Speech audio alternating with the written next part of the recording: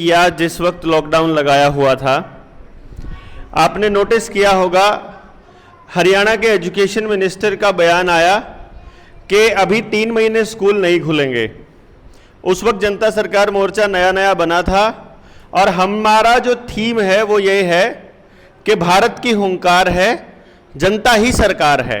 हमारा जो स्लोगन है वो ये है।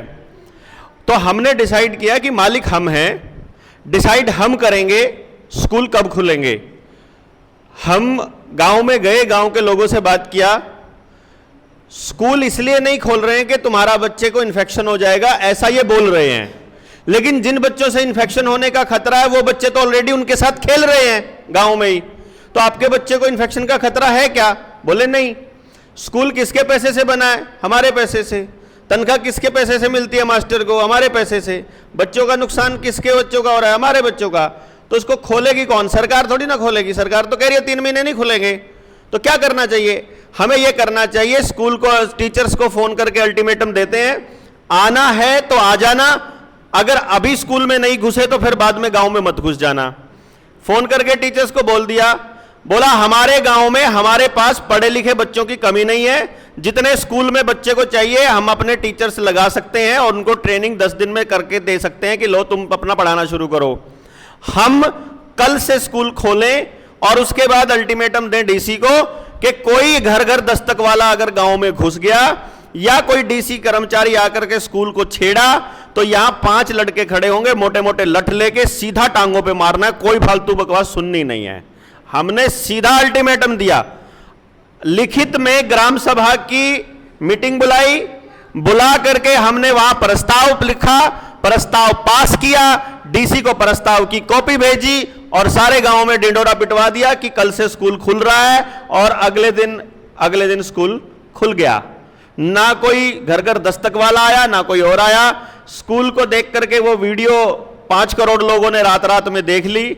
आसपास के 20-50 6 स्कूलों की अगले दिन फेसबुक के ऊपर इस स्कूल ने भी खुलवा दिया, इस गांव ने भी खोल दिया, इस गांव ने भी खोल दिया, फिर पंजाब ने भी खोल दिए। और तीसरे दिन एजुकेशन मिनिस्टर का बयान आया, हम लोग 1 तारीख से खोल रहे हैं। ये 27 तारीख की बात है, मैं आपको बताऊं, 27 जनवरी की। उन्होंने कहा हम 1 फरवरी से खोल देंगे। हमने कहा 1 फरवरी छोड़ो, हम लोग खुला कंटिन्यू रहेगा। फिर बोलता मंडे से खोल देंगे।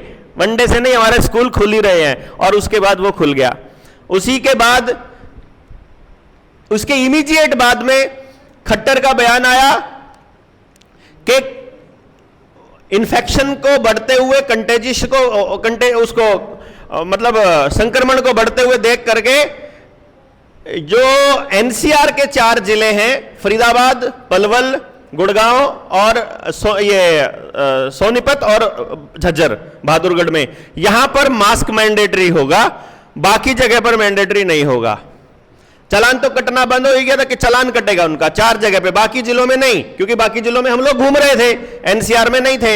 हमने वीडियो जारी करी रात को कि खट्टर साहब हम कल सुबह पलवल इतने बजे पहुंचेंगे, गुड़गांव इतने बजे इस चौक पर पहुंचेंगे, वहां बहादुरगढ़ इतने बजे पहुंचेंगे और वहां इतने बजे पहुंचेंगे। सुबह 6 बजे से लेकर रात के 10 बजे तक हम चारों जिलों में प्राइम लोकेशन पर खड़े होंगे। सिर्फ 2 जने होंगे, बिना मास्क होंगे। तुम्हारे किसी अफसर की औकात है तो आकर के चालान काट के दिखाना। उस दिन से लेकर के आज तक किसी आदमी का मास्क के लिए चालान नहीं कटा है, किसी का भी नहीं कटा है। मतलब स्कूल खुलने की बारी है।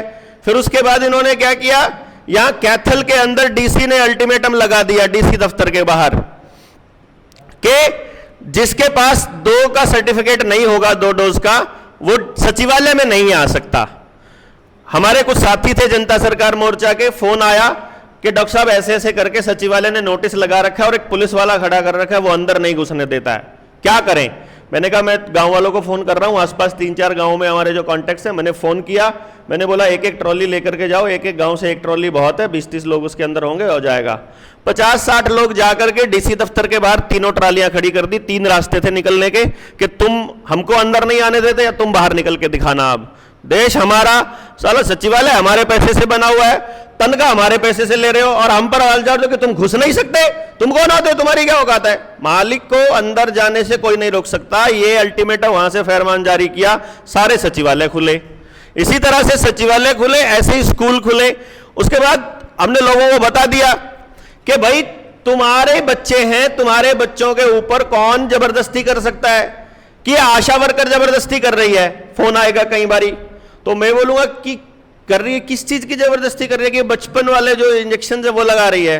तो मैंने कहा लगा लो, वो बोलते नहीं लगवाने नहीं है, तो मना कर दो। कहते मना कर रहे हैं तो ये जबरदस्ती कर रही है। तो मैंने कहा फिर डूब मरो, तुमको बच्चा पैदा करने का हक किसने दिया? तुम अपने बच्चे की रक्षा नहीं कर तो क्या करेगा? कोने में लठ नहीं रखा क्या? नहीं रखा तो रखो, एक बताओ इसको कि मेरा बच्चा मेरे घर में घुसकर मेरे साथ जबरदस्ती कर रहे हो यार। तुम्हारे वहां यहां हमारे घर में घुसकर कोई आके जबरदस्ती कर जाएगा, तुम्हारी हिम्मत कैसे? इतनी सी बात है। बात यह है कि सिर्फ कह दो, हमने किसी को आज तक लड़ नहीं मारा, हमने किसी को यह नहीं कहा, हमने सिर्फ इतना कहा है मैं तुम्हें जबान से बता रहा हूं, मेरे नौ का मतलब ना है, मैं मालिक हूं। अगर तुम मेरी बात नहीं मानते हो तो मेरे घर में घुसकर जबरदस्ती नहीं कर सकते, मेरे गांव में घुसकर जबरदस्ती नहीं कर सकते। यह गांव मेरा है। गांव की ग्राम सभा जब डिसाइड कर दिया कि यह निर्णय यह होगा तो यही होगा। इसी पे जब हमने ये प्लान बनाया था कि जनता सरकार मोर्चा का 4-5 मकसद हैं जिनके ऊपर गांव-गांव जाकर हम बात कर रहे हैं और अल्टीमेटली लोग तैयार हैं। पहला मकसद जल, जंगल, जमीन और जानवर, इन पे फैसले लेगा जन, गांव का आदमी, बाहर का कोई आदमी आकर के बकवास नहीं करेगा। और दूसरा होगा शिक्षा, स्वास्थ्य, न्याय, राजनीति और खेती। इन 5 चीजों में से पूंजीवाद को बाहर करना है, उसके लिए प्रयास करना है। गांव वाले, जिसका गांव समंदर किनारे है उसके अलग तरीके होंगे, जिसका गांव राजस्थान में है उसका अलग होगा, जिसका पहाड़ में है उसका, तो गांव के लोग तय करेंगे उन लोगों को कौन से रिसोर्सेज की जरूरत पड़ेगी, वो सेंट्रल टीम प्रोवाइड करेगी। अदरवाइज उस जगह का मालिक वहीं का आदमी होगा, डिसेंट्रलाइज तरीके से काम होगा और वहां का आदमी ही डिसाइड करेगा। और जब वो बात करते हैं तो गांव के आदमी को समझ में आता है कि तुमको जब खेती को अगर खर्चा घटाना है, बिना पशुपालन संभव नहीं है। पशु पालना है तो तुम्हारे को अपना तालाब बनाना पड़ेगा, अपना तालाब बनाओगे और अपना जंगल तुमको खड़ा करना पड़ेगा।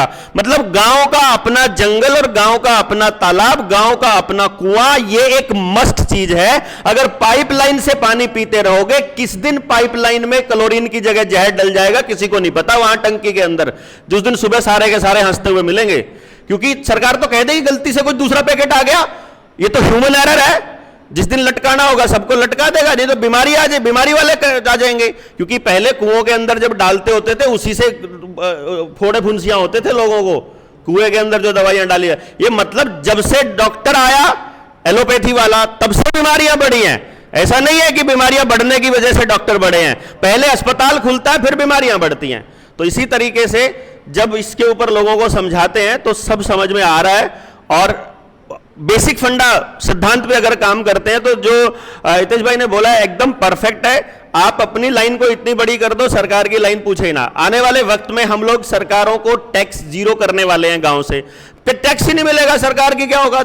पावर उसकी रही नहीं, डीसी का कुछ लेना देना नहीं, एसडीएम का कुछ लेना देना नहीं, कोई अफसर आ नहीं सकता, सारा कानून अपने आप कानून बनने स्टार्ट कर देंगे। गांव वाले बड़े समझदार हैं इस मामले में और उनको सिर्फ एहसास दिलाना है कि तुम्हारा ना बोलना तुम्हारी बर्बादी का कारण है, तुम्हारी ईमानदार आदमी की चुप्पी की वजह से समाज की खराबी हुई है। जिस दिन ईमानदार आदमी ने बोलना शुरू किया, जिस दिन सच्चे आदमी ने बोलना शुरू किया, उस दिन सबकी हवा टाइट।